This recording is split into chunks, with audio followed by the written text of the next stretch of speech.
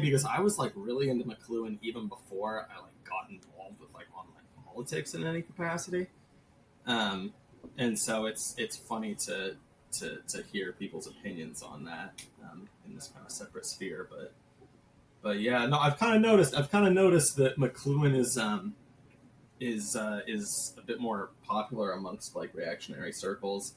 I'm not entirely sure why exactly that is, but I assume maybe him being Catholic has something to do with it. But yeah, I think it has way more to do with the concept of electronic interdependence and the great fragmentation than it does, I think, maybe with his Catholicism. I could be wrong. I'm not a Roman Catholic, so I didn't know that Marshall McLuhan was a Catholic. I just read the Gutenberg Galaxy, and I was like, oh, language shapes our thoughts. Technology that enables communication shapes our thoughts, and the age of the digital has only brought about like the worst tendencies of human socialization. So maybe I should read more of this guy. So, but I don't know if he's got a big following outside of like 5 people that I can think of. I don't consider McLuhan a reactionary icon. I just consider him someone that like Default Friend would write about. Right. Totally. I actually saw a Substack piece by Catherine about that. Oh, well, there you go. It was actually pretty good, but yeah. Well, yeah, man. Fucking, how's things been going?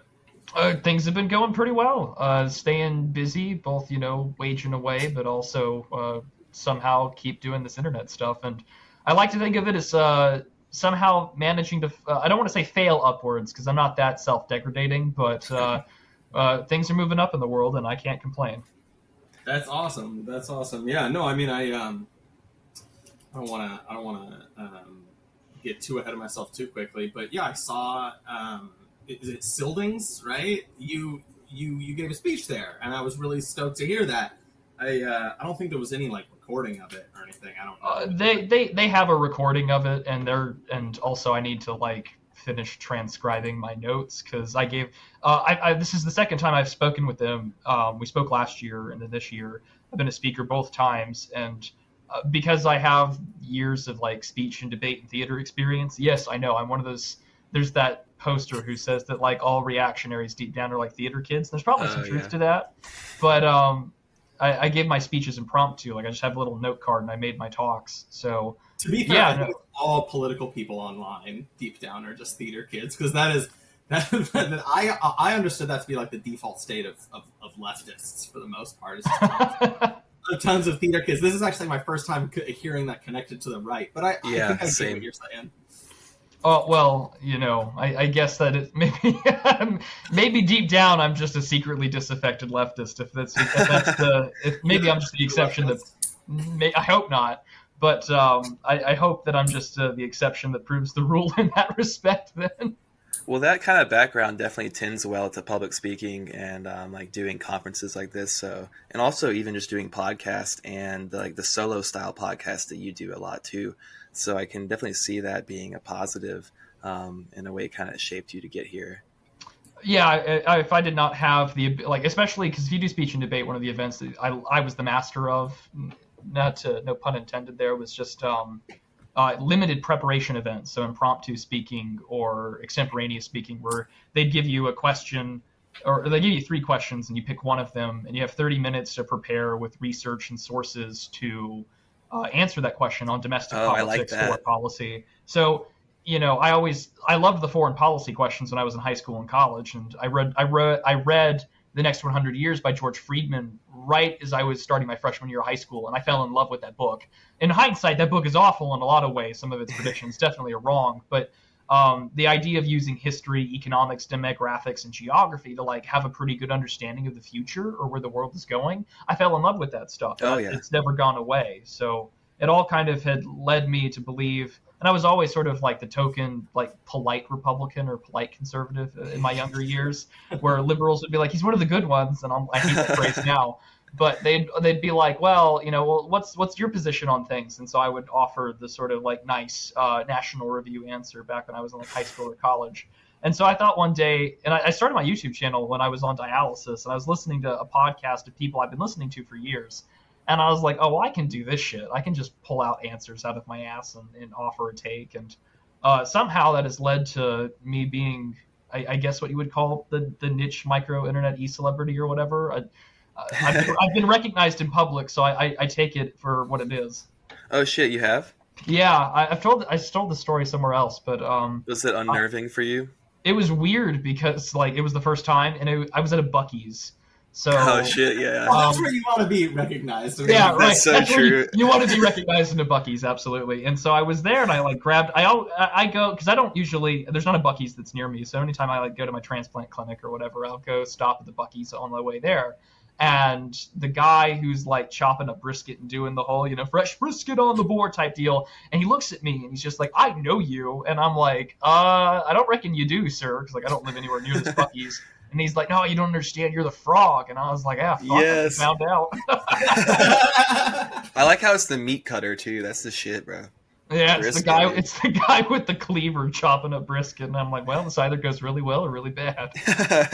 Well, honestly, congrats on being recognized as the frog by anyone other than a fucking federal agent. That's a win right there. I'll take it. Yeah. That's the thing about those conferences, man, is that you get the weird parasocial shit out of the way first. Mm-hmm. Like people that are like referencing your work while you're like in line to get dinner, and it's like, bro, I'm like 2 feet away from you. Like, I get it. I said that on a stream like 6 months ago. Please shut the fuck up. But like, right now I'm looking at these Brussels sprouts. Yeah, like I know I'm here to eat. I don't want to listen to like my rehashed meme points from 6 months ago. But no, the conference was a good time. That's funny because that's exactly one of the points that COH and I were like just talking about on the phone a little bit ago. Was like, I wonder how much of an impediment, how much of like a challenge to a meetup like that, the like well, in my mind, 2 things: the parasocial aspect of it, right, which is like, oh my gosh, like here's this ostensibly famous person in my own life, at least, that whole kind of thing, and just the, all right, we're right-wingers all gathered in one place, and we can actually just kind of hang out and enjoy being, socializing among like-minded people. Like how much that might kind of disrupt it, actually. I mean, or maybe it doesn't, and it's just kind of a nice thing. I don't know. I wanted to get your take on that. Oh, sure. I mean, it was weird for me because like one of my bigger influences on my work and the things I like to think about and read about is Dave the Distributist. And so, he's been there both years. I've been there both years. And so like last year it was definitely awkward because it's like, I want to like tell Dave how much of an influence he's been on me, how much I appreciate his work. But then you're like, yeah, but you don't know that guy personally. So like, don't do that. But I mean, no, actually it wasn't really a hindrance at all. I think everyone kind of had their fandoms sort of going on. They wanted to talk to people and they wanted to listen to what they had to say. But I mean, everyone was really cordial. Everyone passed the physiognomy, check. And people, it was so nice to be in a room where everyone spoke the same language. I don't have to explain like 600 hours of like, the lore behind like why the West has fallen or whatever to explain. Right. We can just get to business. And that's exactly what it was, which was a good time. Yeah, it kind of cuts out all the pork and gets straight to it. Yeah. Well, that's nice too, because that's got to be, in my mind, that indicates a certain standard of success, a certain level of success, because I always worry with all of this kind of stuff that and I think I've heard Dave kind of mention this, of just people saying like, that was a great video that I watched in the background while I played the game. Now, I would never, give anybody a hard time for something that I literally have done plenty of times. But just I feel like you're doing that while we're podcasting. I literally do that while what the fuck are you talking about? I was playing WoW during the last episode, yes. But like, no, but just that idea of like kind of the being infotainment can almost be kind of flypaper you're stuck to a little bit. And sometimes I wonder like how much of it is just kind of entertaining clicky stuff online, clicky with a Q, and how much of it is actually like something people are like coming to with a really serious relationship. And I feel like that's a big make or break thing. And so it's encouraging to hear that people were, I don't know, getting something real out of it, if that makes sense. Yeah, I mean, I think that when it comes to these kinds of events, and like with any sort of particular conference, well, maybe with the exception of like the parties or whatever Curtis Yarvin's doing, but I mean like those people are there to sort of work and to do it. I think it also requires people to recognize, and that discourse has happened both in real life and on the air. It's like I always consider myself, look, I'm part of some kind of commentariat class. If you call me a thought leader or a political organizer, you have a vastly warped understanding of how politics actually operates. Don't get me wrong. I mean, like I participate in local politics. I print out Substacks from my friends and colleagues and show them to like my county Republican chair, and he likes them. So you actually have to put the work in. But I mean, people only see the sort of infotainment side or the dreaded I word influencer or whatever. So yeah, no, I think it's a real problem because, and that was like actually that was my whole speech the first year, which I have up on my YouTube channel, which was about you actually need actual strategies to bring people out of the digital and into the real, like because we live in a very discarnate world, to sort of riff off the Mcluhan thing we were talking about earlier, because everything is now discarnate. Everything now has like 3 or 4 layers of distance, digitally speaking, whether it's dating, whether it's religion, whether it's, you know, virtually all aspects of our life.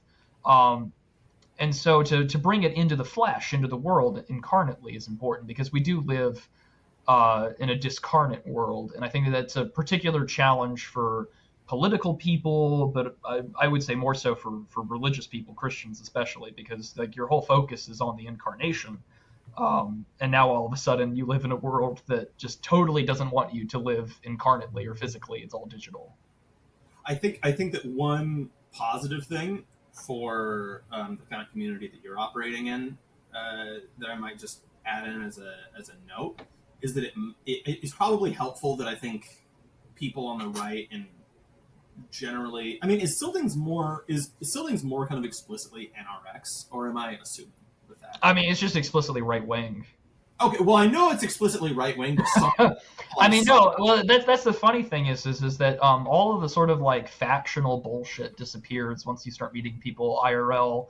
Right. You know, like there was a wide mix of all sorts of Christian and non-Christian traditions that are at these events, and everyone is like, yeah, like I may disagree with you, or I may think that like the Roman pontiff is like evil or whatever, but like we're here to do business, and I can put that aside for like 3 or 4 days to do that. And so, as for what it is explicitly, I wouldn't call it any particular camp, other than just to say it is not a part of the mainstream, and it is focused on something else.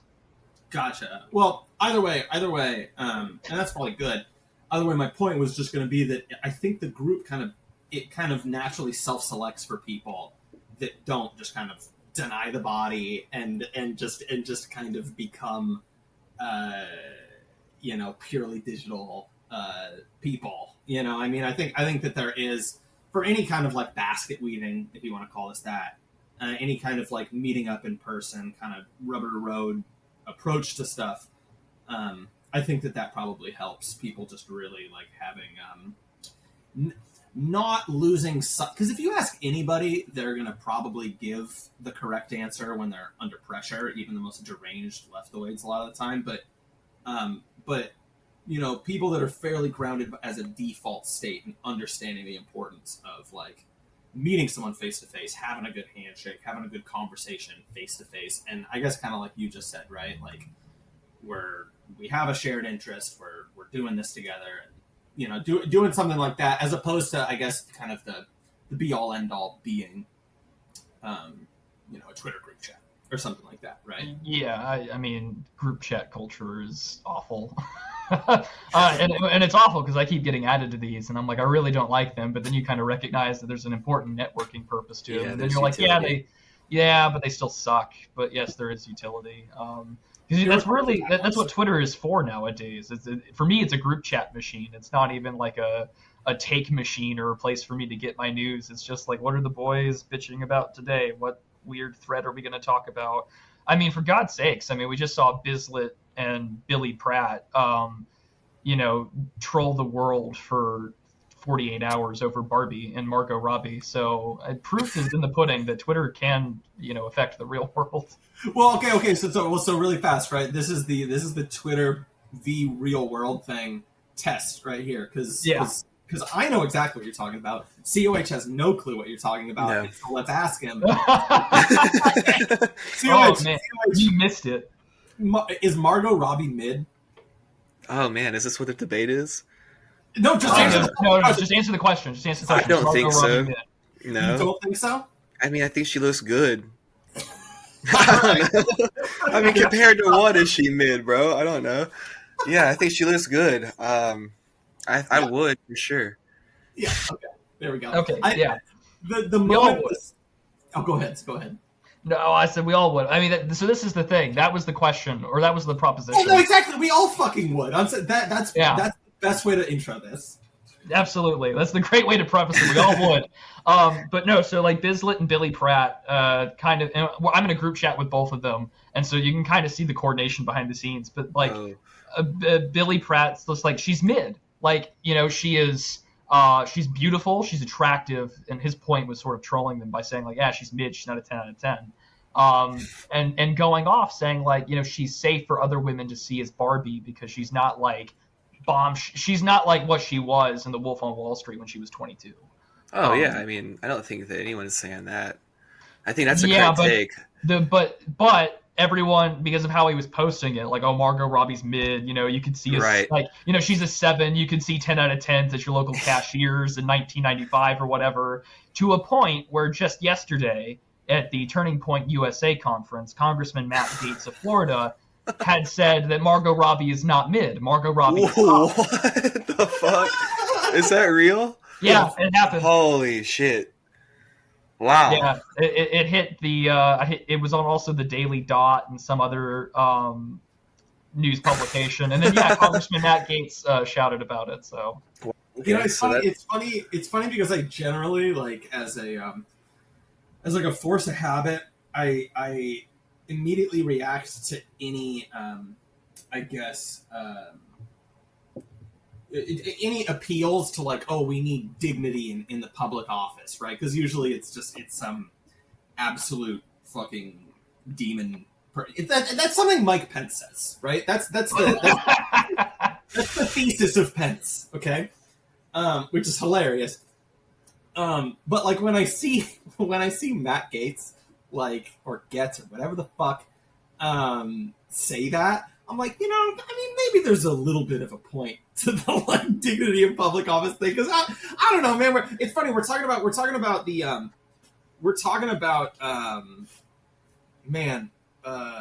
like the transition from the digital to, you know, applying it to the real world, and seeing the reverse motion is kind of funny a little bit. You know, I don't need. I mean, I guess that's kind of his entire brand. So, I mean, I guess he's getting something right.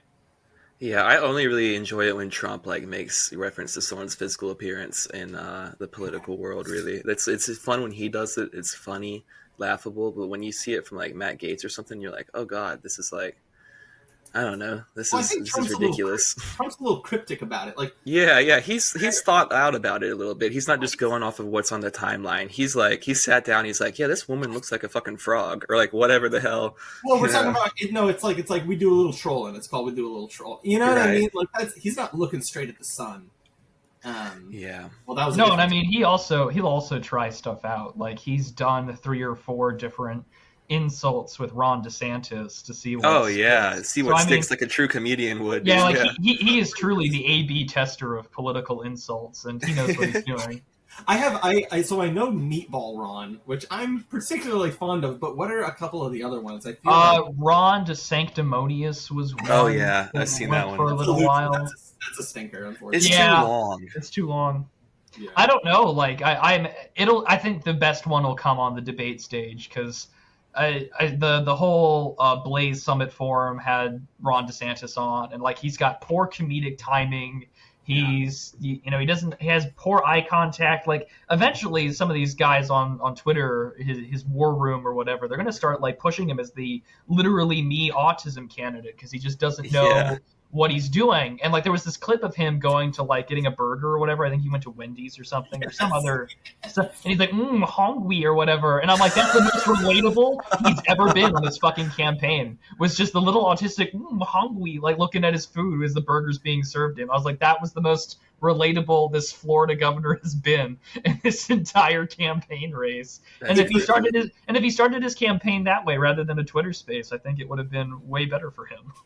If the relatable autism thing ends up taking over, like you're saying it might, then people will need to start doing like photoshops of his campaign posters, but with like Ryan Gosling in like give me a candidate. I don't care for what office. Just give me a candidate wearing like the white scorpion jacket from Drive. Shit. It's over. Dude. It's over. He shows up. I'll vote for him.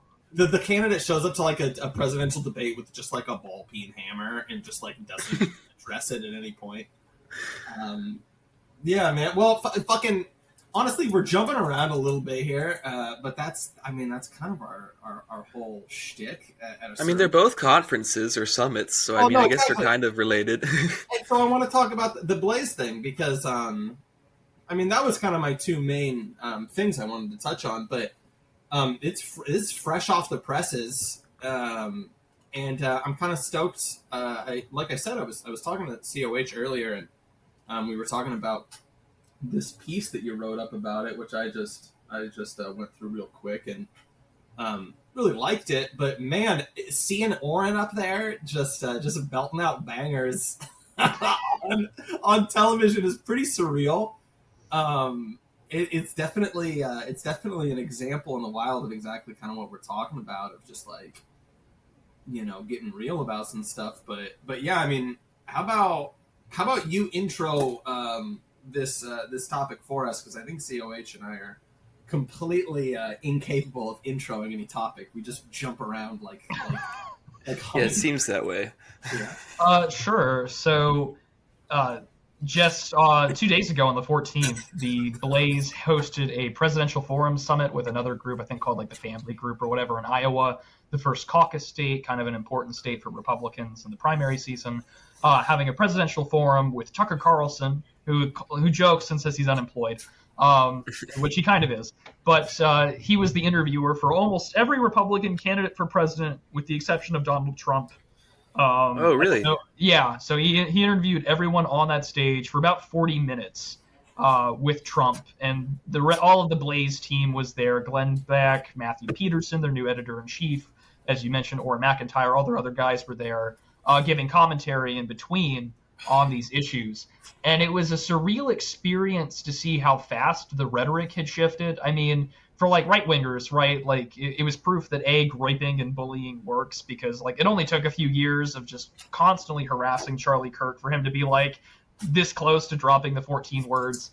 And then you're listening to these Blaze guys, and for me, my image of Glenn Beck is permanently ruined by the fact that he interviewed Matthew Iglesias to talk about like 1 billion Americans, the case for like unfettered immigration to beat China or whatever. Mm-hmm. And I was just like, I really have written Glenn Beck off. And then I see that like actually Glenn Beck's probably the most moderate person out of everyone that they had on there, from like Steve Deace to Delano Squires to Orrin McIntyre.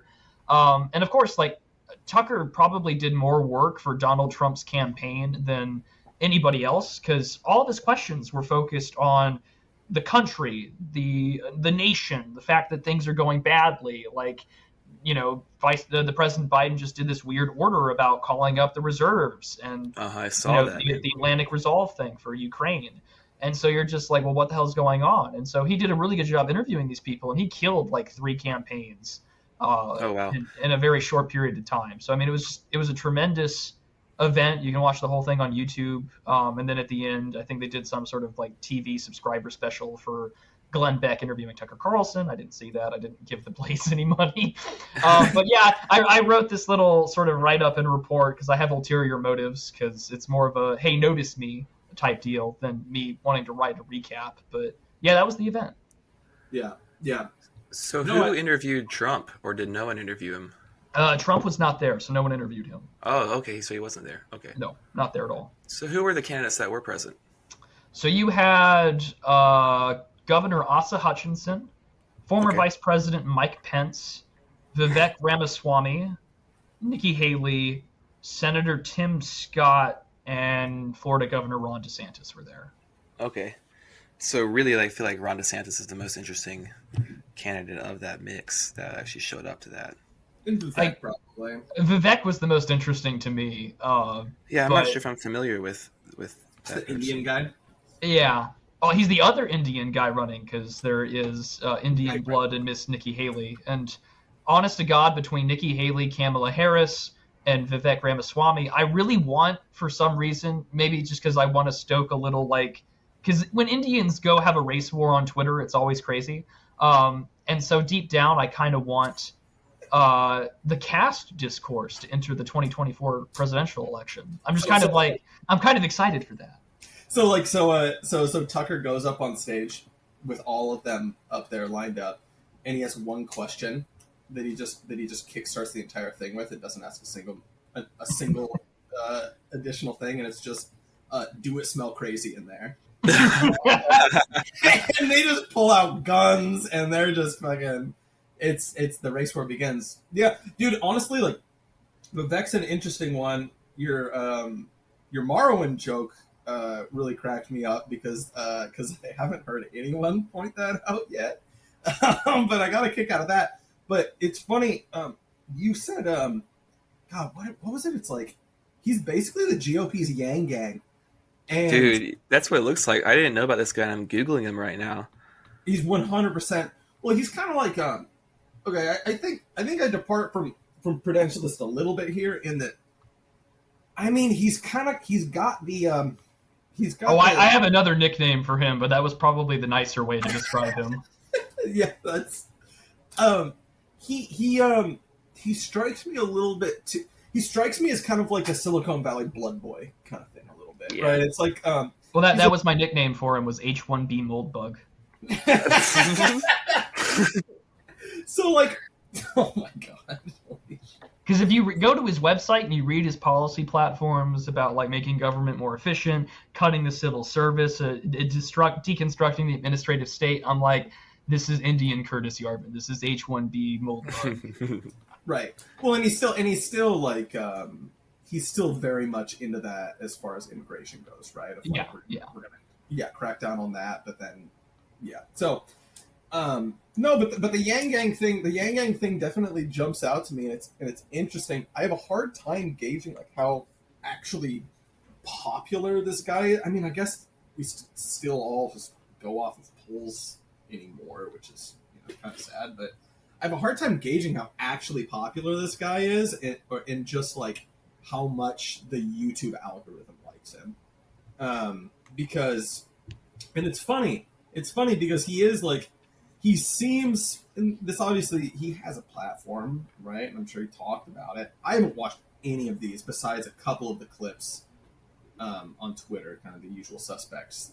But he kind of does just seem like an anti-woke candidate. Which makes me a little bit skeptical, but I definitely think that he's, I think your question, a question that you kind of came back to a couple times in the piece was why are some of these people fucking running? And for Vivek, I feel like it's so obviously he's running for a cabinet position. He kind of almost reminds me of Pete Buttigieg in that way, right? It's there's no actual chance there. He's just going to run for a cabinet position. Well, Pete Buttigieg probably thought he could. Pete's story is even, I think, kind of interesting because he gets his start offering that Democratic speech, and he ran for the head of the DNC a while back while he was still mayor of South Bend. Yep. And he was trying to get the Obama moment, how he projected himself onto the stage with the 2004 Democratic National Convention speech. And, that's how he got his famous start before becoming a senator in 2006 and then running in 2008. And so, Pete Buttigieg would literally rip from Obama word for word in some places on the campaign trail. But it's just bro, you're running as a Democrat, as a white homosexual. You're never going to win the black vote. I don't know why you thought you could run for president. But, yeah, I mean, he got his sinecure out of it. I don't know what Vivek wants. because Vivek doesn't seem to belong to any particular camp. You know, does he want a cabinet position? I feel like he makes more money in Silicon Valley from what he's done. And then, of course, at the end of the day, like I said in the piece, like I want to like him, and then I'm brutally reminded that this is the man that Richard Hanania wants to be president of the United States, and I'm like really concerned. Well, okay, so because that's a good point you just brought up about Buttigieg. I think that's a pretty critical distinction between them. What do you think Andrew Yang actually wanted? I mean, do you think Andrew Yang thought he could win? No, but I mean, like this was actually a point raised by one of the. I don't know, because like if someone tells you to run for president of the United States, there's something in you that I think kind of just gets transmogrified. Like if you were to put on the one ring and it corrupts you. Yeah. Because like, you know, if someone were to whisper in my ear, you know, like you can become president of the United States, like that's a tempting offer. Like that's power, money, influence. I got the Secret Service. I could like do whatever heinous shit I want. Like that's crazy kind of thing to be a part of. But Democrats will also run to like campaign on certain issues. You know, that was a point that one of the Blaze people said was like, you know, there are some Democrats that run for office that never make it. You know, like what was Governor Jay Inslee's 2020 bid? It was climate change. What was Amy Klobuchar like trying to like tell the Dems that you still need white Midwesterners to vote for you? I mean, Yang Gang was about like universal income and things like that. Gavin Newsom will probably be. I still think Gavin Newsom's a dark horse candidate. He's spent all this money on this gun control bit, which is like the only thing white Democrats can ever campaign on nowadays, besides climate change.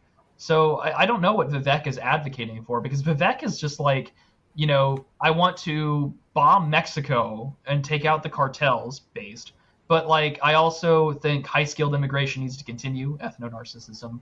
And then like we need to deconstruct the administrative state. But he's got this weird sort of like civic nationalism kind of optimism about the country, where he's like, actually, when I talk to people, you know, we do have open discussion and free speech. You know, people are still okay, which, you know, one part of me is like, that's not true at all. And then I realize who I'm talking to right now, and I'm like, actually, that is still kind of true. So I don't know what he wants or what he's trying to accomplish, because I think for him, you can make more money back in California. He's the head of a pharmaceutical industry, or not industry, a pharmaceutical like investment company or something. I think so, yeah. So maybe he's looking for some sort of cabinet position in health and human services or something along those lines. He's also he's the executive chair of Strive Asset Management. But yeah, he does invest in a lot of biotech, and he's got a bachelor's degree in biology. But yeah, I mean, maybe. I mean, him running health and human services would. I mean, I'm saying, well, you know what? What's the difference, right? Because I mean, he works 100%. in the machine and all of that. It's the same way that all of our previous like health and human services secretaries end up working for big pharma anyway. Maybe he just likes the attention, you know? He's like, I've become some sort of a talking head, you know, figure in this kind of realm. And, you know, he's like a clean-looking guy, you know? He's like probably gets a decent amount of digital attention.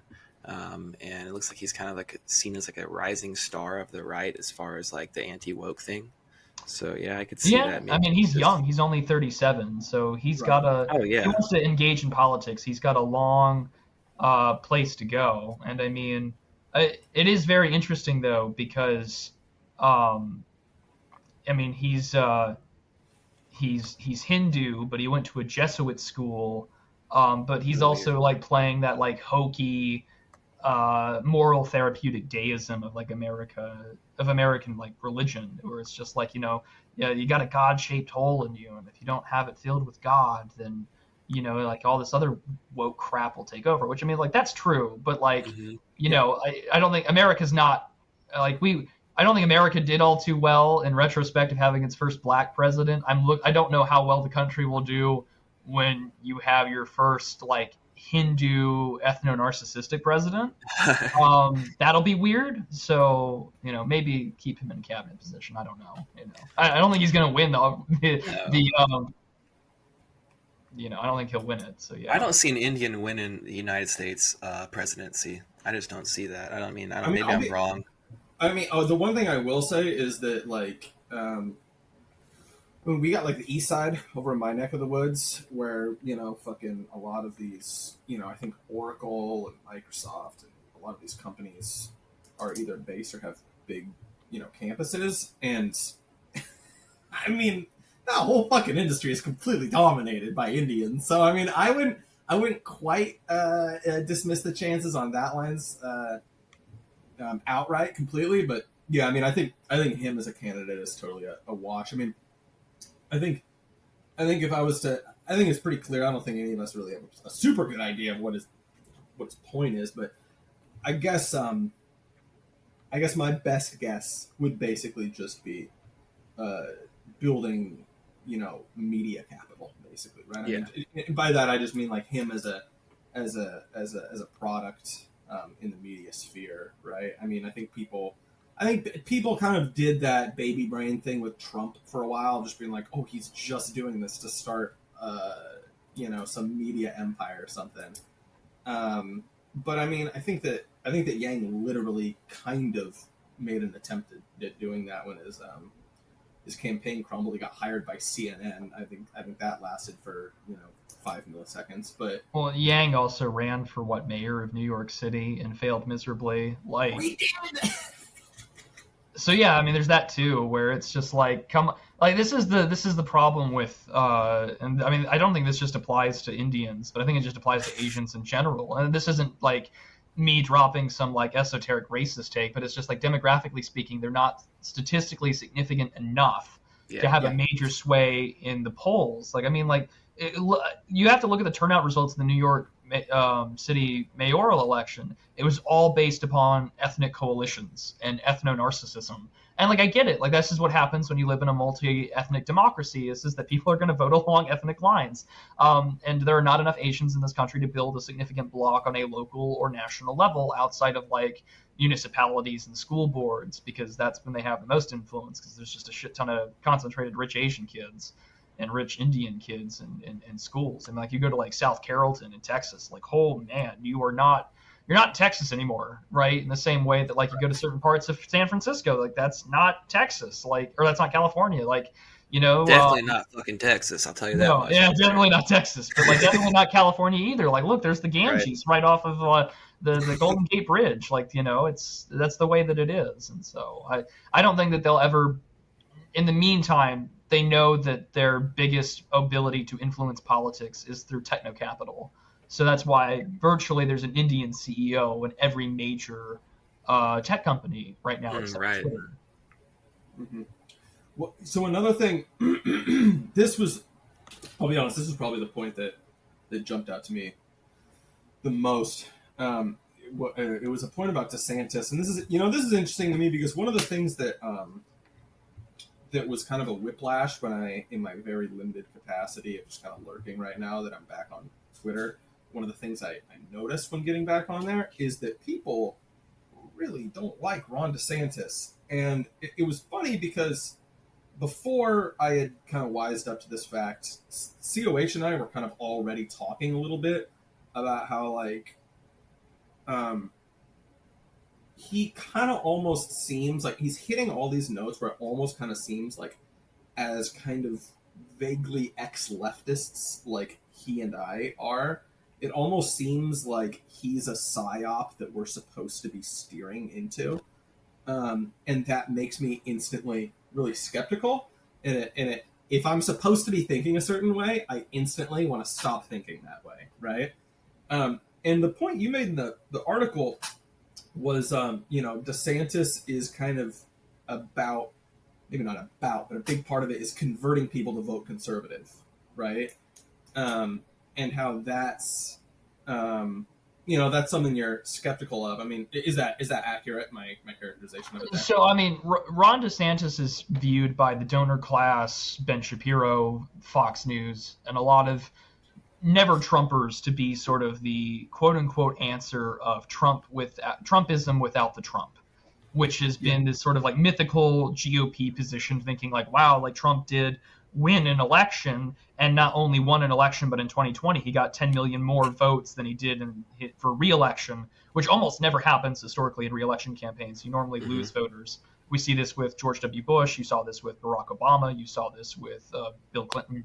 It's a long trend, but they really want DeSantis to be the guy. The problem is that the base does not want him, and so you have this high-low versus middle thing where, like, strivers and GOP staffers are like, yeah, I want to do this. And the donor class and like the wealthier pundits are like, yeah, let's go in on DeSantis. And then the middle, the white flyover country base or whatever is like, yeah, we don't want this guy. We want Trump, and that's sort of the case. And that's why I added that polling stuff in the piece. But DeSantis was saying like, no, he was talking about his political machine, and he was talking about the need to convert people to vote conservative. And I'm always like, I guess I get skeptical of it because my brain just associates that with like red pilling the normies, which is way different. But I guess you can, and I think it's possible. I mean, I've done plenty of canvassing work and door knocking and phone banking. I mean, it can work and it can happen. It's just that the American body politic is so polarized and schizophrenic. I don't know how you can do it without having that sort of boss tweed patronage system in the backdrop that can get, massive amounts of people bust in to vote for your guy, which Democrats know how to do, Republicans not so much. And so I'm just innately skeptical of like, whatever your political machine is, does it have the capability to reward your campaigners, and does it have the capability to get more bodies in the room than the other guy? And so far, history has told me that only one side knows how to do that more effectively, and it's the Dems. So, I'm hopeful that whatever happens in 2024, that the Republican political machine can get more people to actually vote or does ballot harvesting better, but I am very skeptical. Well, okay, so and I agree with that. I think that the machine politics is obviously a primary factor. I mean, that's primary, right? The secondary thing is this kind of, I don't know, it's a secondary strategy of what we're talking about here, of bringing people over, shit like that, whatever. Point I was going to say, and this is my real point for this, is I think that he does have something, as far as that strategy goes, and that's specifically being the super anti-COVID candidate, right? Now, again, shame on me. I didn't watch all these interviews. I don't know if his messaging is still as strong as it is. I mean, I recall talking to Oren recently, and he said, like, I don't have I liked living in Florida through COVID under DeSantis, because that means I didn't have to live through all of that psychotic bullshit. And I still look around and I don't really see people messaging that hard against the fact that like we all got fucking put on house arrest and just had bored. Like I lost my fucking job. I know people. I think 5 or 6 people that went to the fucking ER because of the thing, right? The thing that we're not supposed to talk about, I should say. And I think that is this huge vein that should be mined. And the only person I really see talking about it is RFK in any real meaningful way, right? Now, RFK has got a lot of problems, okay? And he's running as a Dem, not least of which. But it's just interesting. I mean, do you think people are speaking to that issue enough? I mean, I think that COVID, if you want to actually get people to break through the retarded years of Jon Stewart lib conditioning of thinking that the last thing you'll ever do is vote for a conservative, I think the ultimate way of doing that has been and continues to be COVID. What are your thoughts on that? So yeah, no, I absolutely agree that the real tyranny of COVID has not really been talked about by anybody. I mean, to me, RFK is really like, he's more on the vaccine issue. He's more on the the science aspect of it being questionable. I mean, and he's been on that front for really his entire like adult political career. Being sort of the questionable vaccine skeptical candidate person, which I mean, it's kind of nice to see a liberal return to form on vaccine skepticism. I don't think that was ever a right-wing talking point, and I'm kind of glad that someone on the left is returning to tradition, so to speak.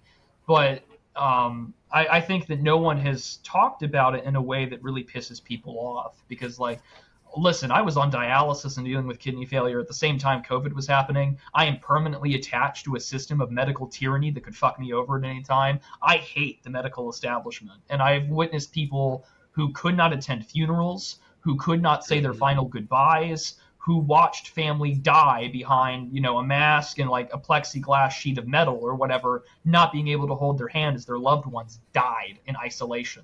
Not to mention the ventilators, not to mention the money that people got by labeling deaths as COVID and not actually why they died.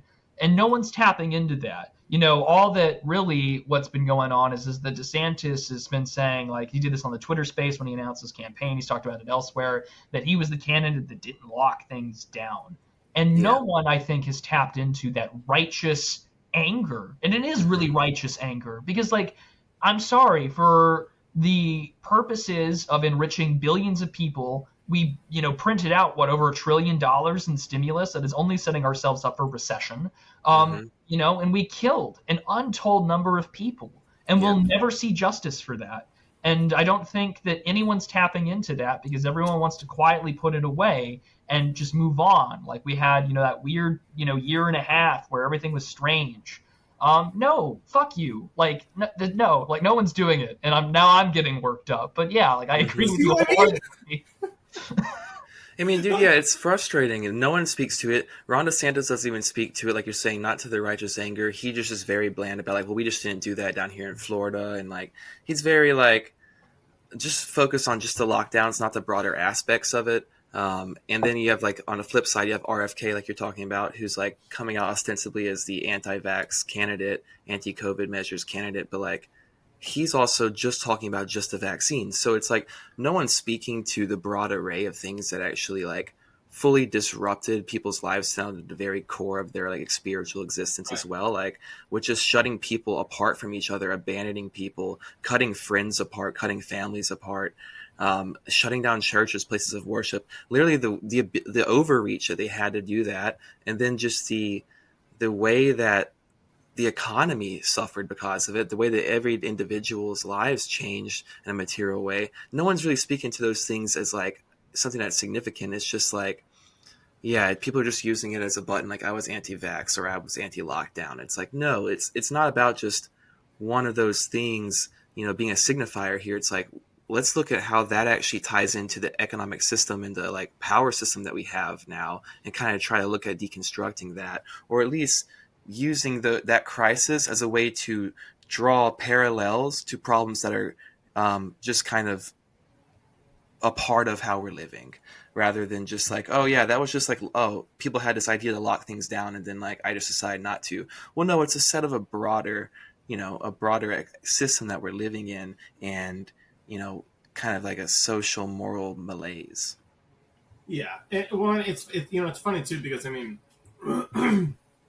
It reminds me of people are talking, I think, of a lot of the downstream effects of it without talking about it as a whole more, which in my mind, I think that the Floyd riots, a huge part of that was lockdowns.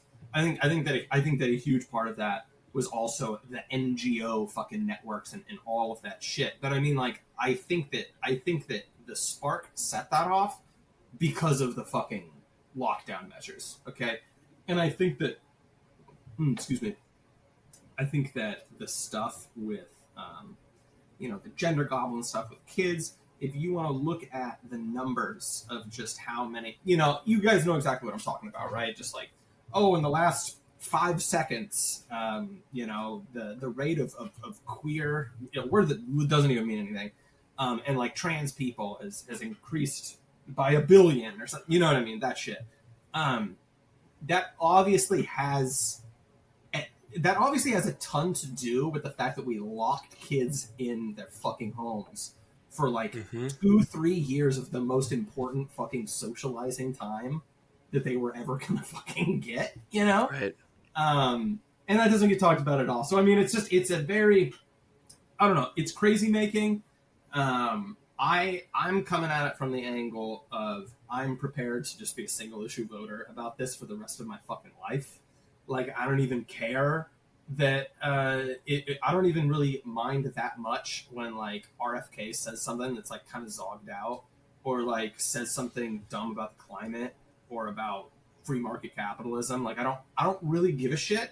Like, he's at least the closest thing to somebody who's talking about this in a significant way. And I would flip very quickly if DeSantis like really boned up about it and just went full bore on it. And it's wild to me. It's wild. He can't bone up about it though, because he does have corporate ties at the end of the day.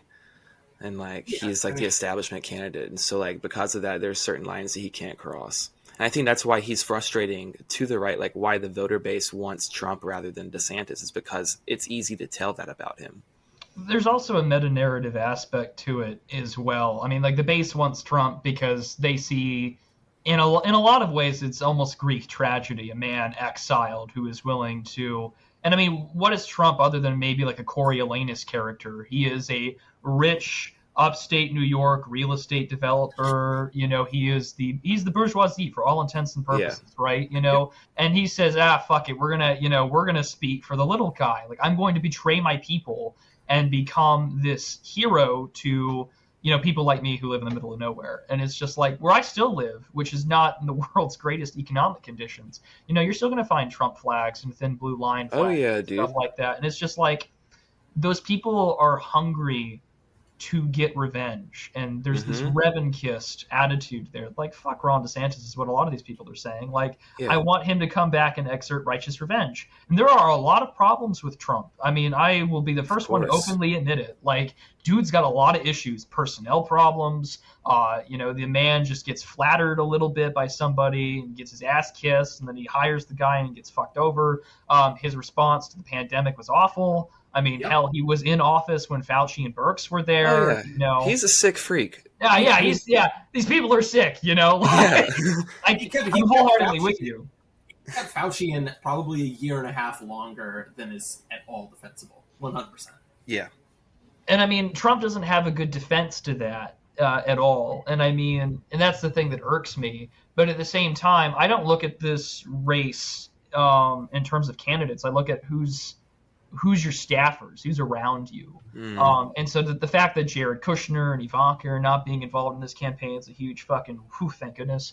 The fact that like Stephen Miller's doing stuff on the side is good, but like the guys that are in like Trump's campaign area, like the Center for American Renewal, these like guys that are like, you know, theory crafting the legislation and the laws for like Schedule F and to like get these guys gone, that makes me kind of excited because, you know, those are the people that I would want in the background running the bureaucracy or taking care of the agencies. Whereas I look at the people whispering in like DeSantis's ear or Mike Pence's ear, Nikki Haley's ear, and I'm like, you guys are 10 times worse. And I hate to be like, you know, the you know, least evil out of all these evils here, because there is no good people here in this list of candidates out of any of them. I mean, they've all got their problems. But I look at it more or less solely on who are the guys that would be running your White House if you were to get elected. Right. Well, I think the thing with that, and I think you're spot on with that, and I think that with Trump's campaign and his whole kind of political machine in general is that it's a little bit more of like the anti-establishment, the outside kind of perspective. And so there's more room for a little bit of movement in there. There's more room for flexing influence among a camp like that. It's less rigid in its projection because you don't have those establishment staffers and stuff like that are really kind of guiding it in a certain direction. It's a little bit more of like, kind of like just a pool of energy, and it feels a little bit more open to where like, you know, you could get people you could exert maybe a certain amount of influence within that camp that you couldn't with these other candidates. Yeah, absolutely. I think that's a pretty good take. I like, and I feel like, and what's worse is that I think everyone has this energy. Like, quite a few of my colleagues don't really care, or don't, like, I get it. For a lot of people on this side of the right, they'll be like, well, democracy's fake and gay. I don't endorse it. I don't want to participate or whatever. But like, Yeah, that's my general feelings on it. yeah, Although no, I know that no, as a go ahead. political actor in America, it's like at a certain point, it's like just saying that I don't know, if you're going to talk about politics in America, you have to talk about the electoralism and somewhat how you have to participate in it, because it's the only real like thing that's occurring, unfortunately. And it's not real, like it's not representative of actual public intentions and, desire, really. And it's all kind of, this facade, but you still have to kind of participate in it, look at it, and talk about it if you're going to do any type of political commentary in America. Yeah, absolutely. And I don't think that it just sucks, because I think for a lot of people, it's just like, well, I really don't want to do this, but I kind of have to. Right. And on one hand, for me, it's just like, as someone who has like a political background and has done elections and campaigning, I've admitted it before on air. I have phone banked for Ted Cruz's re-election campaign in the Senate, which I definitely regret. But it was just like, well, like, you kind of have to pay attention to this stuff. Like, you can ignore politics all you want. Like, it doesn't mean politics will ignore you. And I wrote that down, and I still adhere to it. Like, I don't care if you want to call me like a voodoo or whatever. Like, I live in a system that kind of requires participation, or at least some nominal awareness of it, so I know how to prepare for when things get bad. So yeah, like, this election will be as fake and as gay as the last one, and so be it. But like, on one hand, I kind of need to know and how to be prepared and informed, and on the other hand, like, election talk is like really easy fucking money to make when it comes to like content creation. So like, why not get a little bit of both going on? I'm a man who appreciates opportunity. Right. Sure, And it's consistent. It keeps coming back around, every 2 years, every 4 years. And so you're kind of still in that cycle. You kind of go through some peaks and valleys of it. And you get a moment to take a breather when you don't want to talk about it too much. But then when it comes around, you're like, oh, that's a nice way to fill an hour or two and make a little content. Yeah, absolutely. Well, yeah, no, I actually had written down when I was reading your piece, the first note I have is the politics won't ignore you. And I did like that quite a bit. I think it's the best option out of a selection of pretty bad options. And so, we take what we can get. Well, yeah, because like, I made this point because we did a Digital Archipelago episode. Me and Gio Panischetti, we have a show called the Digital Archipelago, and I appreciate that. But we had a whole episode on sort of like in the aftermath of Ron DeSantis' announcement, and people were giving me shit in the chat for just being like, oh, he's telling us to vote and to participate, and I'm just like, guys, I get it, but at the end of the day, what has been my entire shtick since I've been on the internet has been to tell you, do you like what your face looks like in the reflection of that black phone screen of yours? And if you don't, you got problems, and we can work on that. The same applies for politics. Like, politics is not just this thing that we look at discarnately, or that it's this grand political meta-narrative. Like, no, it affects everyday ordinary people. And if you're not informed, or if you don't know how to respond to it, or if you're not willing to, like, go to your city hall and bitch about some ordinance about, like, cigarette smoking in public streets or whatever, I think you're kind of helpless and you're not going to make it.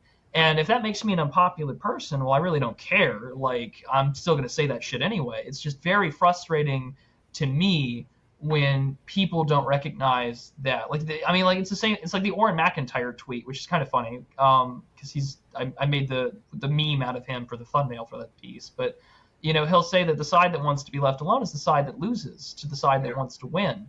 And the same thing goes for politics. Like, you don't want to give a shit about politics except about, like, ratioing, like, David French.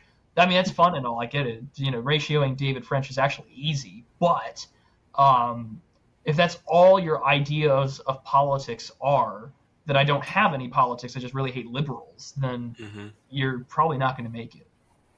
Right. Yeah, it's one of those things where it's like, it's the avenue for politics that we have within our culture and within our, like, political system, and so you kind of have to partake in it in one way or another. And for me, it's like, I partake in it if it's something that really speaks to me rather than like, something that I think is actually meaningful.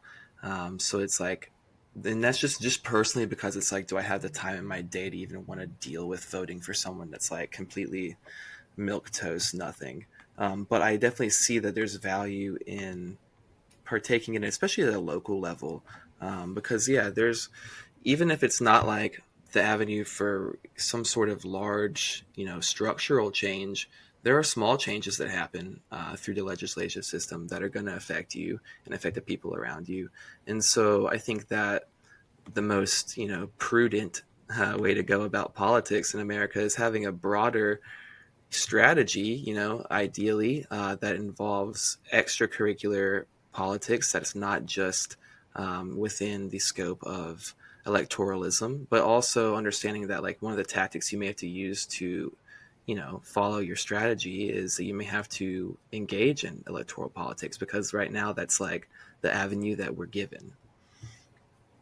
No, I agree with that. And I mean, I tell people first and foremost that is the area you should focus on the most is the local, because I do think that the Catholic concept of subsidiarity is correct. Like you have more influence and power based upon geographic proximity. And for me, if that means I go to my city, my city council meetings, I go to, my county GOP meetings once a month, which I do, and I print out my like friend Substacks, like a political pamphlet, and my and my county GOP chair really likes Orrin McIntyre and Morgoth now all of a sudden. Like, hey, to me that's a win in my book, and that means that there's a degree of influence that my side has that other sides don't. And I'd much rather than listen to someone that recognizes that really what we need to be prioritizing is human flourishing, and to find a way to reverse the rampant disorder and anarcho-tyranny that we live under. Like, that's all the more better for me. And I mean, like, one of the earliest videos I ever did on my channel was about where you can have influences of power. And to me, it is at the city and local level. Like,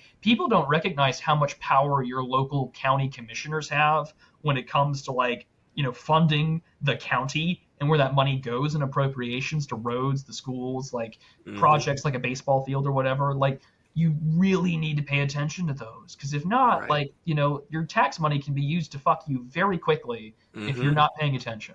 Boy, I'll tell you what, where I live right now, the mayor uses the tax money to just fuck us as good as possible, doesn't do shit about anything, and gives it to all our fucking friends and cronies. So, yeah, it's definitely important to keep an eye on that. And yeah, if you had someone that's actually a little bit more tied to their constituents in a meaningful way, in a material way, then yeah, it would definitely increase the positive benefit that you get as far as like patronage goes. Maybe the streets would be less fucked, a couple things like that. Yeah. And it's funny because like I live off the main road, and so you have to take you'll take a right, and there's a long gravel road before you get to the gate where I live. And for the longest time, there was like some potholes and stuff, and like my father would complain constantly. I'm like, you call the county commissioner to fix that, that, right? And he's like, no, not really. And I was just like, yeah, that's who you call. And so I literally had him call that same day to lodge a complaint, and it got fixed in 2 weeks. And so it's just like, do you see how this works? You call people who, I hate to be all sort of like civic nationalism here, but it's just all like, they do work for you at the end of the day. Like if you start bitching, they will notice. I hate like, broken windows sort of deal here, but yeah, you had to pay attention locally. And if you don't pay attention locally, how do I expect you to have a competent understanding of the national? Right. And like, you can't actually do a whole lot about the national level with like your individual actions, really. And that's what everyone's mostly tied up in focusing on a lot of the time. And like you're saying, you can have a little bit more of a meaningful, immediate, ability to affect the things around you at a local level, because you have more influence, more tie, more of an actual like ability to get your face in front of the people that are representing you, and make them actually listen to the things that you're worried about.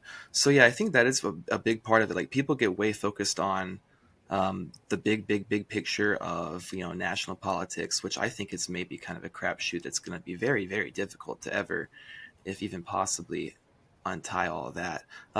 But you can actually do stuff more meaningfully at a local level, and then you can actually start to see like things change in a positive direction, and that can maybe change a little bit of momentum, and also could just boost your own personal moral, more your morale. I mean, not really moral compass. Well, before this gets too far into the territory of baggy hope posting, I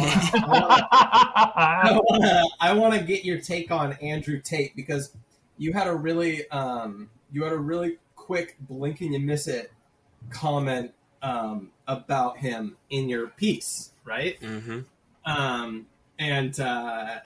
And also I kid with that segue, of course. I kid with that segue, but you said that you really did not care for his interview with Tucker. Now I'm about halfway through the interview with Tucker. I think it's amusing. I think it's amusing. I think one thing my buddy told me that I get a real kick out of is everybody's different words for ostensibly kind of the same thing. The cathedral, the matrix, the man, whatever you want to call it. I mean, I understand the cathedral is a much more coherent concept, but I just absolutely love with how much of a dipshit Tate is that he just calls it the matrix, uncritically. If you could probably already tell, I don't really have a lot of love for this guy, for a number of reasons. But yeah, I mean, I want to get your take on it, because I don't know, because I found Tate is, before I kick it over to you, Tate's an interesting figure, because universally, it seems like the overwhelming majority of people that I encounter don't like him. But everybody has, everybody that isn't a normie at least has some kind of interesting reason for not liking him a ton. So yeah, I mean, what are your thoughts on it? I mean, maybe you love him. I don't know. What are your thoughts? Well, I tweeted out when I heard that he was going to interview Tate on Twitter. I was just like, that's a little disappointing. And I got halfway through it and I was listening to it, and it was just like, is he really this cycle's Jordan Peterson for young men to look up to and see it? Now, don't get me wrong, the situation and the relationship between the sexes is absolutely fucked. And anyone who tells you it isn't needs to go get a swirly or something, because they're just wrong and retarded. But I just find it interesting that this guy that sort of did this pop conversion to Islam and is just sort of this to me just sort of like a grifter, which all of them are. I'm just are we this is the mix of the last 30 years of male specific related discourse, where it's just all right, we got men search for meaning with a little bit of PUA, rational male, Rollo Tomasi thrown in here, which I'll wholeheartedly admit I read The Rational Male when I was in college. Interesting book. It's pop sales psychology and how to get laid, and it does work. But it was also really bad. Sex. This is a well-known factor on the internet. It's kind of funny because the Digital Archipelago sometimes get called the show between those who have sex and those who don't. But it was weird because it's just Twitter is not the place to drop a 2.5-hour interview. I get it. Twitter Blue lets you do it, up to how many gigabytes of data to upload a video on there. Because I think the first time once they rolled that feature out, someone posted the greatest story never told video, propaganda film, and you're okay, this is dangerous, but or kind of funny to troll, but no one's gonna watch all that shit on Twitter. And so you have to drop it to YouTube or a platform or whatever, which he didn't do, which I thought was in poor form. I get it, maybe Tucker's contractually limited to just Twitter, but Andrew Tate sort of rubs me the wrong way, because the PUA stuff is fun and all, but I don't think it really gets to the crisis of meaning that men have. And it's the same problem that vets get when they come home.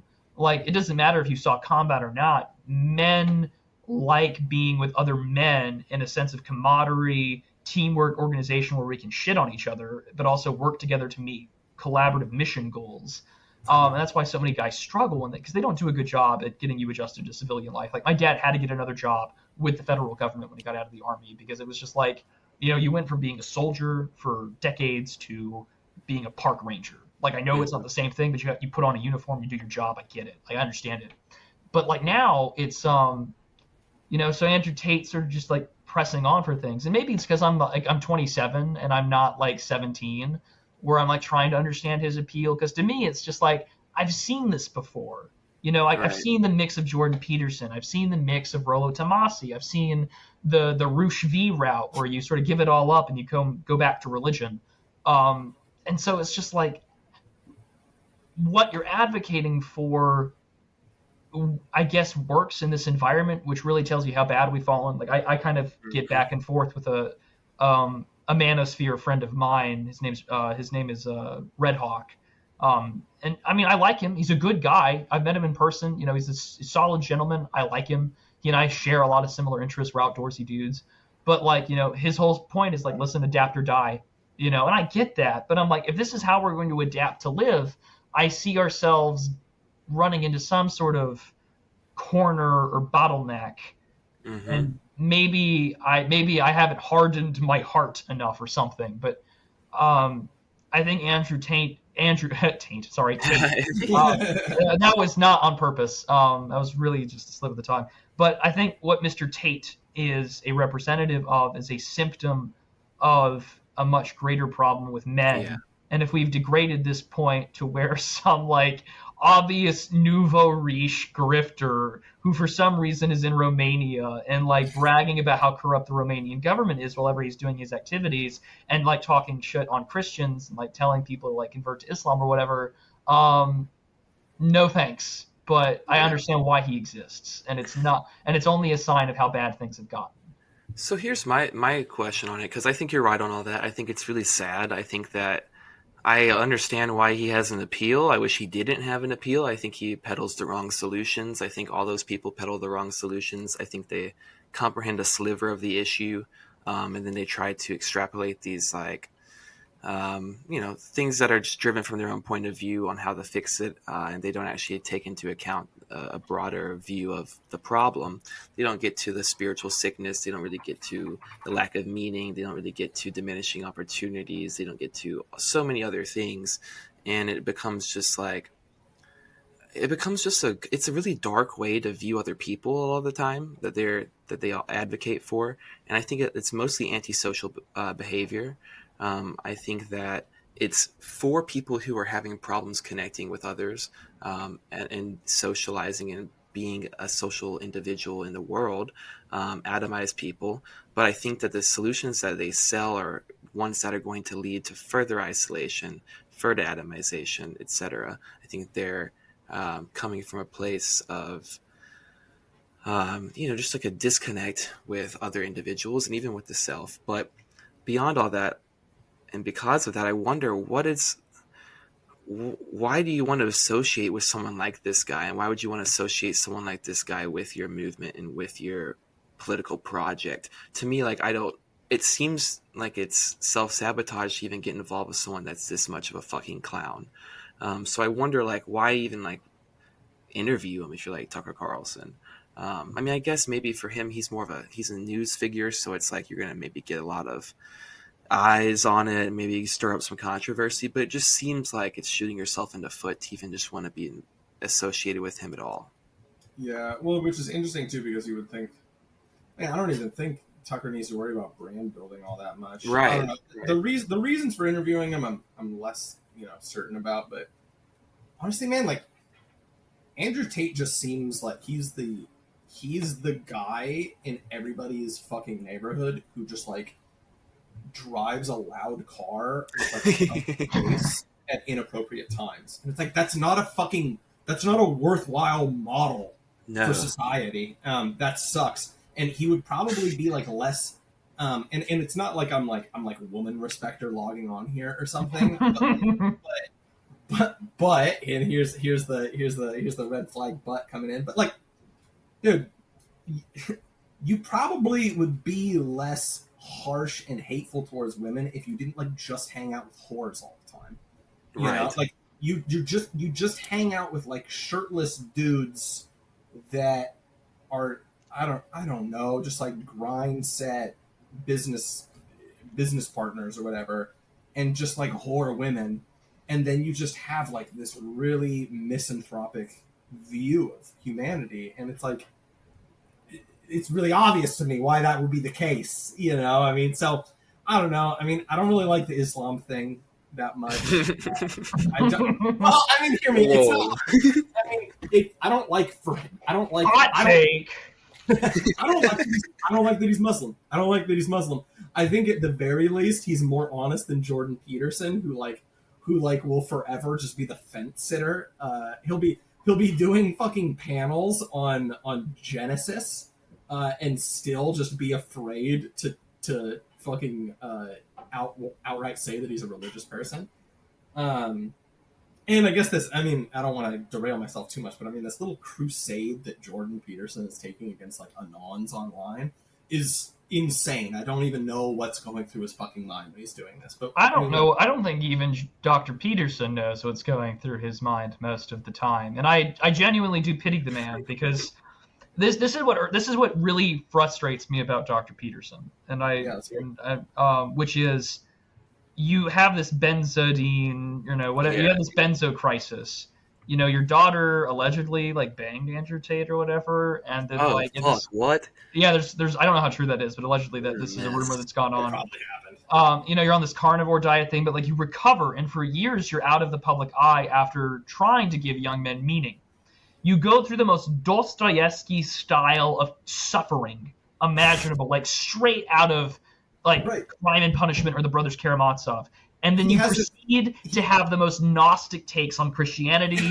You get shit talked to you by Dennis Prager and Ben Shapiro about your review of Exodus, saying, "Oh, what a Christian thing to say." And it's just like, Christ is Lord. Like, just admit it, Dr. Peterson. Just admit it. Like, you stupid fuck. Like, the answer's right there, and you're picking all the answers but the wrong ones. And it frustrates me, because it's just like, God knows what is necessary for your salvation. And you're suffering still.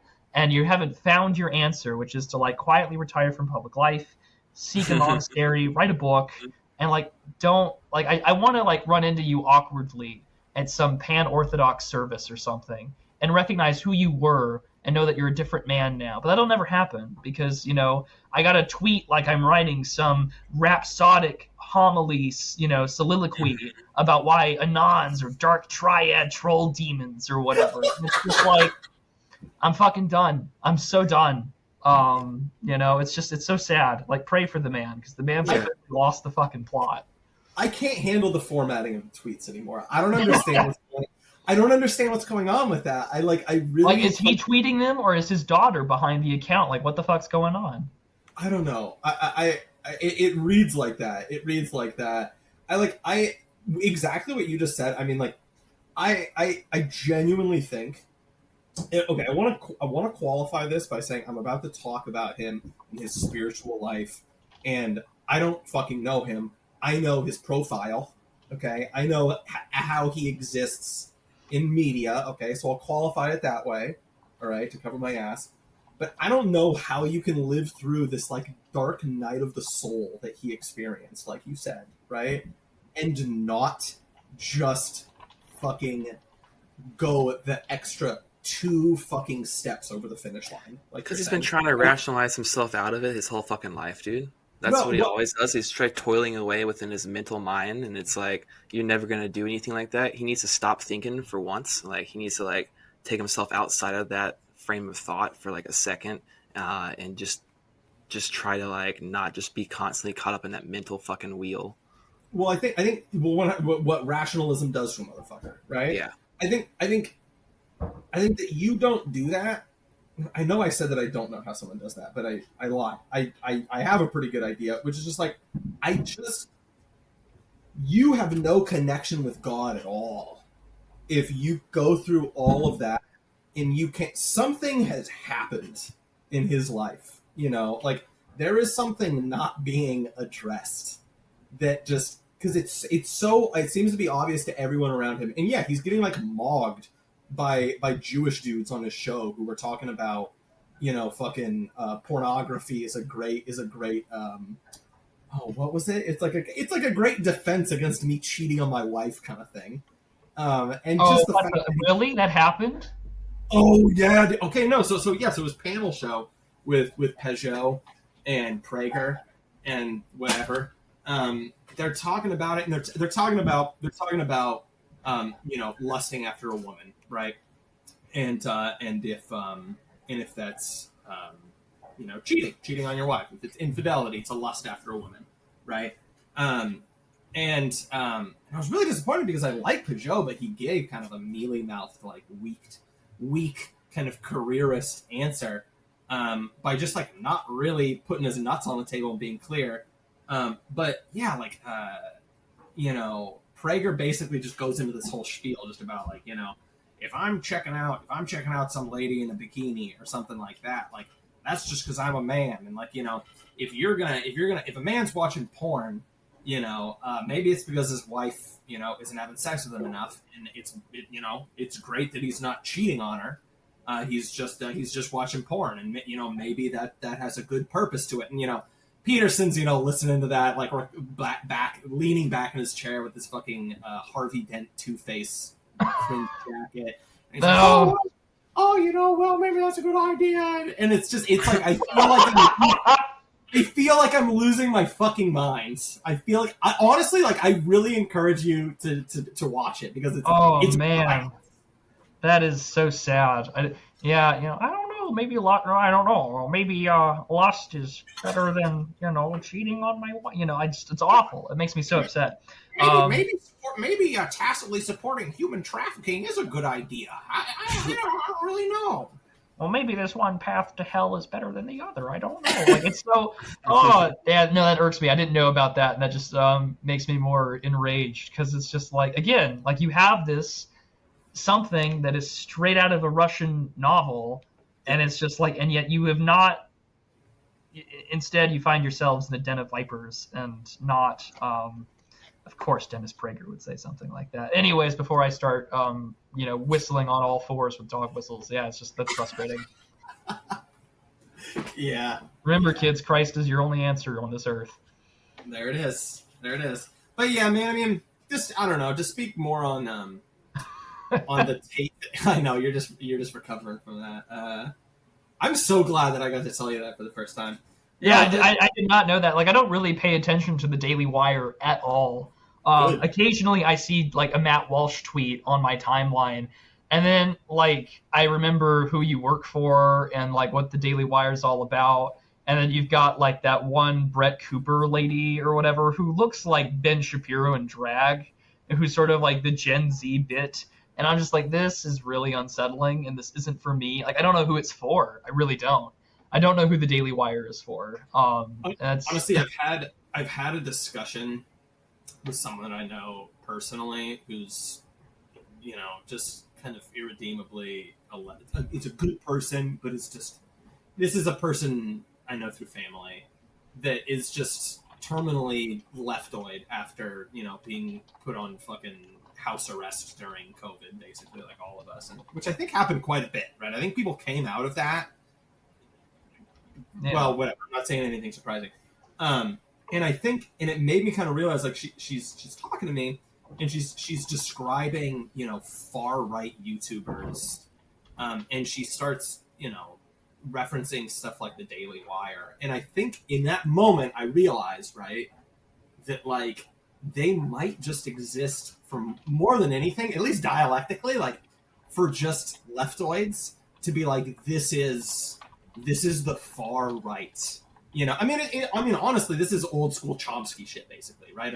They're the right side of the bowling alley. They're the bumper, right? We define what the furthest right you can be is. And the idea that people would look at, Matt Walsh and certainly fucking Jordan Peterson in this broad you're talking about who looks kind of uncanny, and just be like, this is far right, is so sad and wild to me.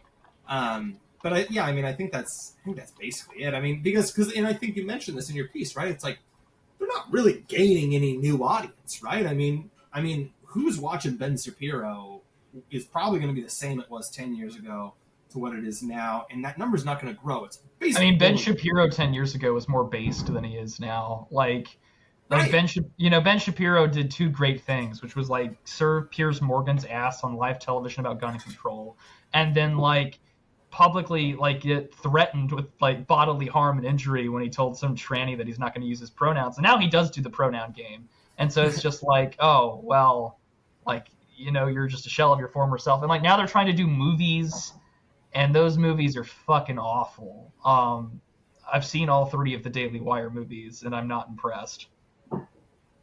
Well, it like all of the movies that they're putting out are all. I mean, they're like, because they're doing it. They're like just picking up these movies that were already done, and they're putting out these movies starring people that like actively hate them, right? Like it kind of reminds me of when Walsh was like, hey, let's like get a fundraiser for AOC's fake abuela, and like donate a bunch of money to her grandma.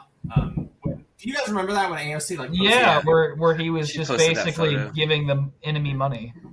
No, exactly, right. And I kind of see the movie thing that the Daily Wire is doing is sort of like that. Though I guess they had that MMA broad on there who was on the Mandalorian. I guess she's. Oh yeah, Gina Carano, and I'll tell you what, those movies she's in could use some work. They could use fucking work. We've reviewed all 3 of them on the Digital Archipelago, but like. The most interesting one, ironically, was the one that is not the Daily Wire's actual studio movie. It was their Run, Hide, Fight, the school shooting movie. Yeah. Where it's basically it's basically just Die Hard Columbine edition, and it's just brutal because it's just like, I don't know who this movie was for, other than like, we're gonna make fun of like how gun control doesn't work and how school safety mechanisms don't work, and how if some kid really wanted to go on a Dylan and Eric style adventure, they really could, because they know how the school would respond. But like at the same time, I got to girl boss my way in, and like also the kid's got a fucking working MP40. Like what? Not an AR-15 or whatever, but an MP40 from the Second World War that works. Excuse me. It's a bad movie. I could rant about those for hours. Yeah. Did you see? This wasn't even in our notes or anything, but I have to ask because we're on this topic a little bit. Did you see that Sound of Freedom movie? Oh yeah. I have not seen it yet. I want to. But, the guy who played Jesus in The Passion of the Christ is apparently saving children from pedophiles. I'm not surprised that the left is not happy with it, Like, I live in a culture where Cuties was promoted by Netflix. Jesus. Dude, I forgot about that fucking show until yesterday. I was, like, watching a podcast from back then, like, that same era, and they mentioned it, and I was like, oh my god, what? I thought, dude, it's such a fever dream, that fucking Cuties thing. That was unbelievable. But yeah, man, sickos out there promoting that kind of sick shit. Sound of Freedom, much cooler, much better moral story there. Dude, Jim Caviezel's out here promoting the movie by talking about adrenochrome. Like, I have to see it. I'm not even. I'm like, and I've talked about this plenty on the show. Like, I think that consumer activism is the song of a bird that's come to love its own cage. I think it's sad. I think it's cucked. I don't like it. But I'm gonna make an exception this time because honestly, the movie looks all right, and the guy's talking about fucking adrenochrome in the fucking promotional interviews.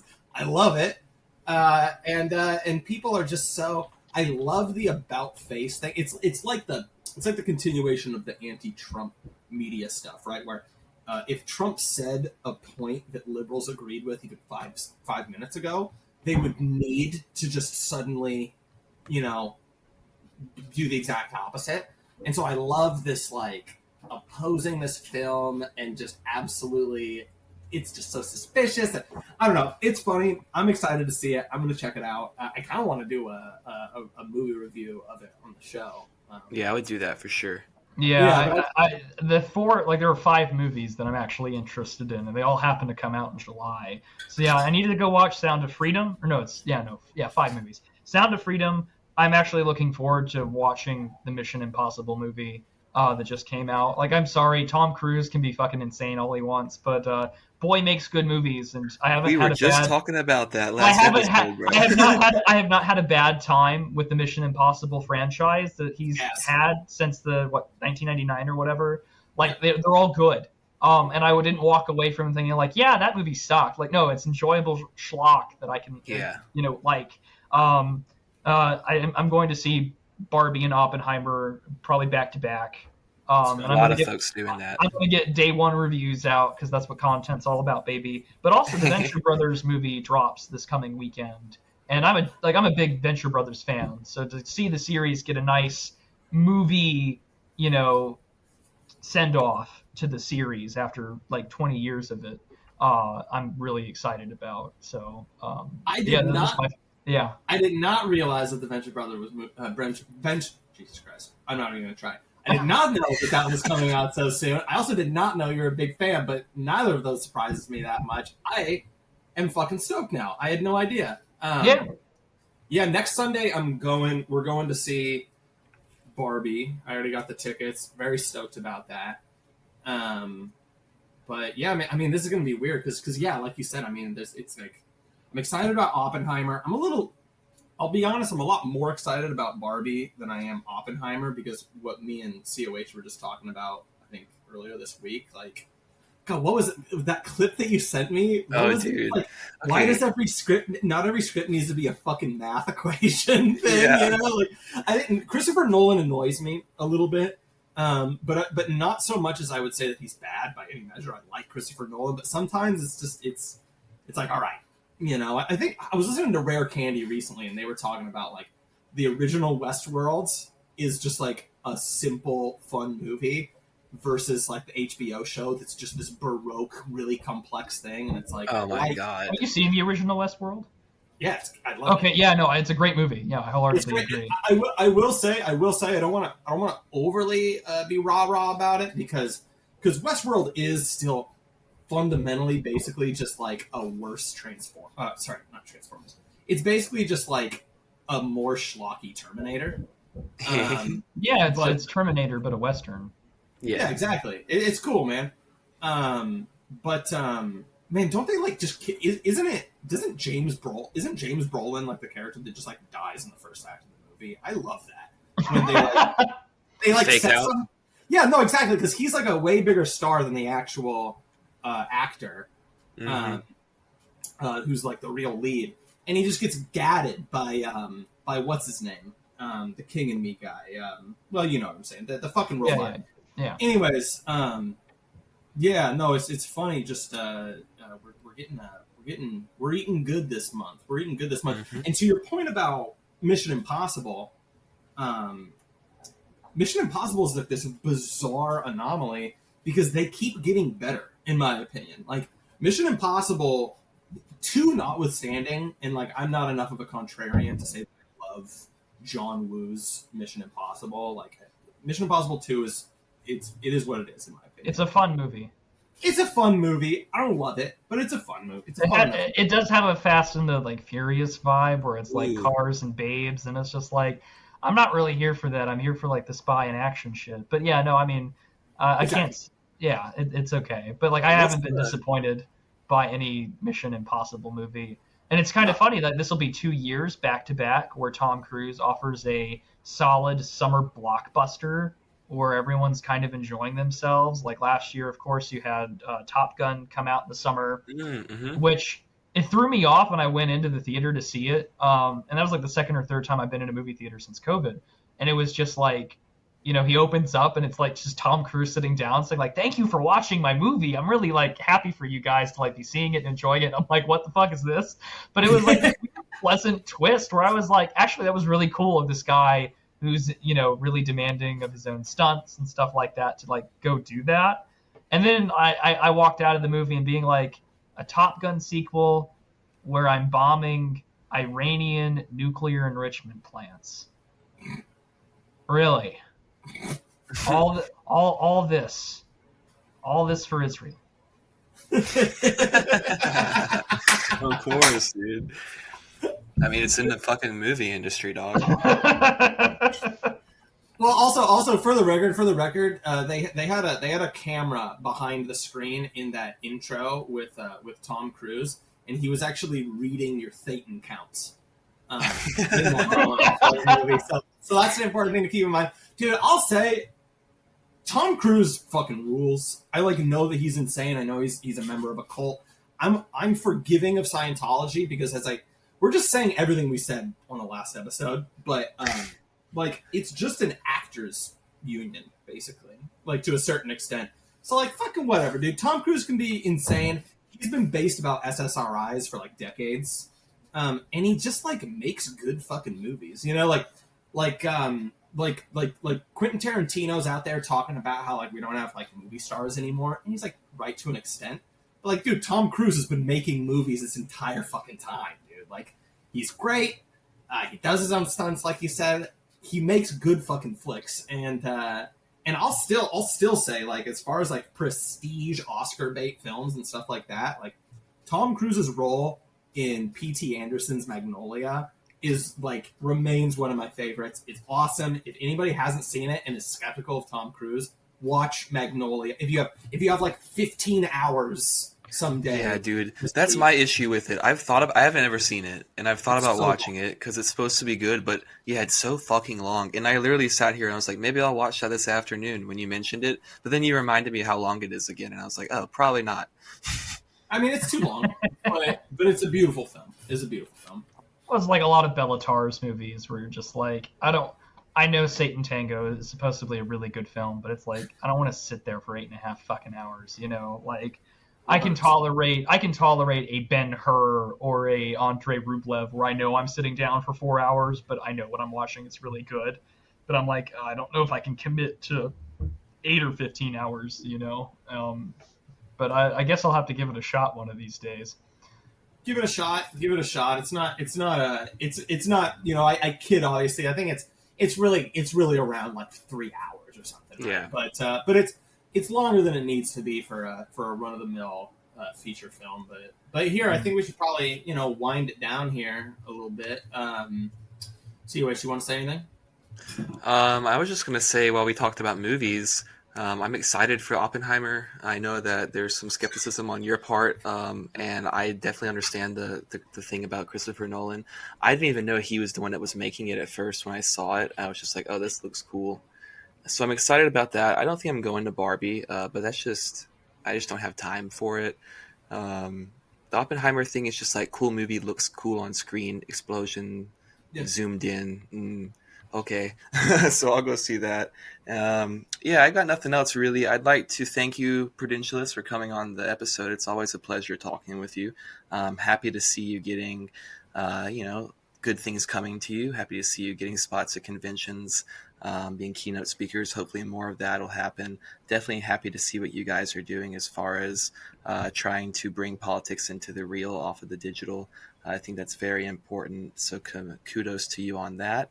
And definitely would like you to go ahead and plug anything that you're working on. Of course, plug your Substack, which is very good, by the way.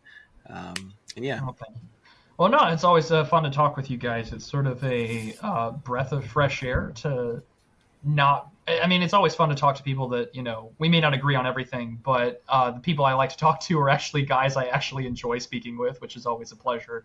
Because sometimes the podcast stuff can always be a bit of a drag. But right. No, this was a lot of fun. I'm always happy to talk with you gents, even before this current pod's iteration existed even beforehand. But you can find me at Substack at theprudentialist.substack.com. I wrote a little review of the Blaze's little summit for the Republican presidential candidates. I'm also on YouTube, Telegram, Twitter, everywhere that you can find me. The best link that you can use is findmyfriends.net/theprudentialist. And you'll find all of my work there. Just go to findmyfriends.net. You'll see me there. Easy to find all my links.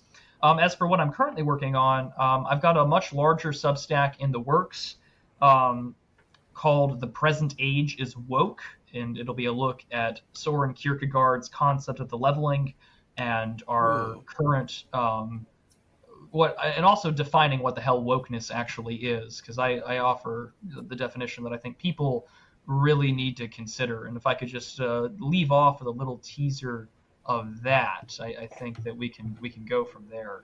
Oh, that'd be because perfect. I think people need to have a good definition for what woke is, and if you don't have one, it's a current thing to consider. So let me go give you a good definition. Awokeness is an adjective describing a process of a homogenizing and systematizing form of leftist managerialism. Managerialism requires systematization, which requires a streamlined and homogenizing process. If progressivism is a nanobot, or a mind virus if you so choose, then the gray goose scenario of this world would be to make everyone, regardless of race, culture, or creed, to be broken down and reassembled into gay little paperclips. I like the gay little paperclips. That's a nice touch. It reminds me of the guy from fucking Word. Dude, back in the day, that little gay guy, little fucking faggot. Bouncing around, talking about, how can I help you? Dude, get out of here, bro. Fucking bouncy little dude. For some reason, you just reminded me of Leslie Jordan, and I'm just like, oh, someone needs to, like, no one ever punted him, like, through a football field, and it should have been done. Like, you know. I think about how, like, those, like, you know, LGBT accessible bathrooms or whatever, like that commercial where the guy's like shutting the door closed and he's like, and I'm like, you've unironically made the most like based folk hero that like the average normie can cling on to, like, go to where you belong. Bathroom. I like that. And it's the like aggressively not passing trans person walking up to the bathroom. So every tranny, you know. Well, not the one that Trump's, not the ones that Trump likes. But... Oh, don't get me started. We could be here for another hour if I bitch about black or white. But yeah, no, they're a net negative for both the right and the left. But this Lady MAGA Blair White shit's got to go. Like, you're not making conservatism any better. You're just making America worse. So yeah, I guess there's my final take for the evening there.